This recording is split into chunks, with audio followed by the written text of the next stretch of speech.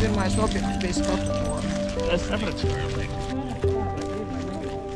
Tad tomēr ir jāapraksta tā vieta, kā mēs ejam pa kādu segumu. Un arī, ja mums būtu jānogriežās pa ielu, tad mēs viegli varam nogriezties vai nu vienu ielu pa ātru, vai vienu ielu pa vēlu. Sliekšņi netraucē personīgi. Bet, labāk ir, lai viņi nolaidanāki, jo cilvēki vienkārši tie, kas neredz, kur viņi kājas liek, tad viņi var aizķert. Redzi, un šitā taka jums nav par šauru? Ir. Mēs esam cilvēki, kas iet arī dubultajā platumā, jo mēs esam vai nu ar cilvēku pavadoni, vai ar suni pavadoni blakus.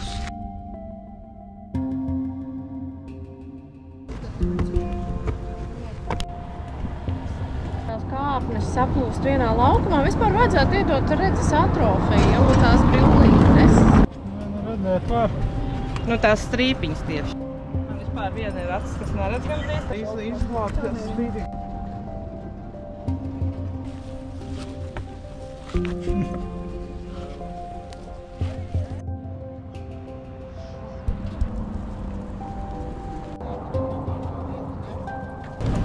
Varbūt ir pāris soļus uz priekšu drošāk.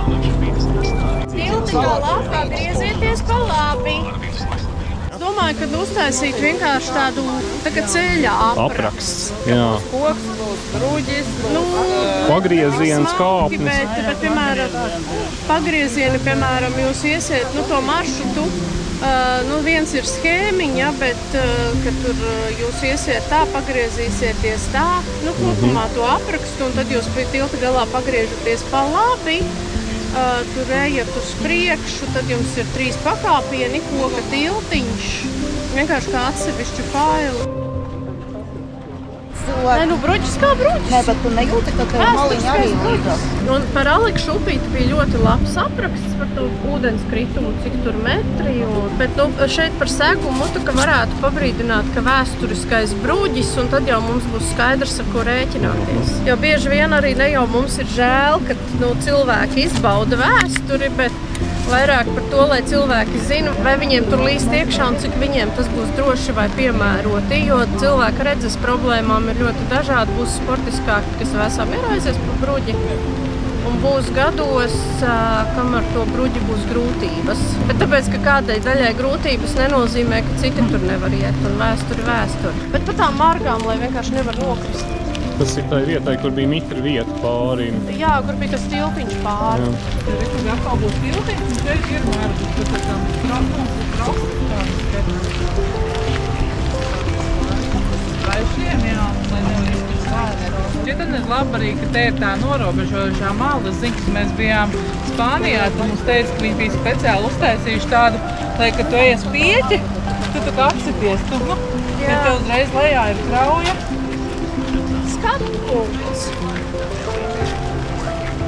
Principā tālākā taka visu laiku ir šāds segums. Šāds segums ir ļoti ērts, vai ne? Jā, šis ir ļoti labs. Mēs varam noiet līdz galam, jā? Es domāju, ka jā. Es eju un liekas, es ar suni un tu man blakus. Ka viss Salas otrā. Jā.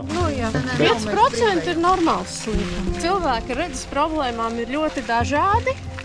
Būs kustīgāki, varošāki. Būs mazāk varoši, kas tiešām varēs iet tikai pa dabas taku, bet es tur pievienotu vēl vienu audio aprakstu ar to, kāda tā taka ir, ka tur būs pakāpieni, lai cilvēks zina apmēram, kas tajā daļā ir, kas tajā takā ir, un var izlemt, līst viņam tur vai nelīst. Viens iet ātrāk, otrs iet lēnāk, un lai ir tā kopējā informācija, tāds paralēlais rullītis, kuram tu jebkurā brīdī var pieslēgties. Šitas ir optimāls augstums. Šeit vai šeit. Jā, kaut kur pie pārējās informācijas, jo tas stenda augstums ir optimāls. Tur ir piktogrammas un apraksts zem piktogrammas, ko tu vari vai nedrīkst, drīzāk nedrīkst. Par šiem jautājumiem arī tehniski konsultēties ar Guntu Biti, kas ir Neredzīgo bibliotekas ar Braila nodaļas vadītāju. Tāpēc es visus par tehniskiem jautājumiem es labāk sūtu pie viņas pārliecināties, pārbaudīt.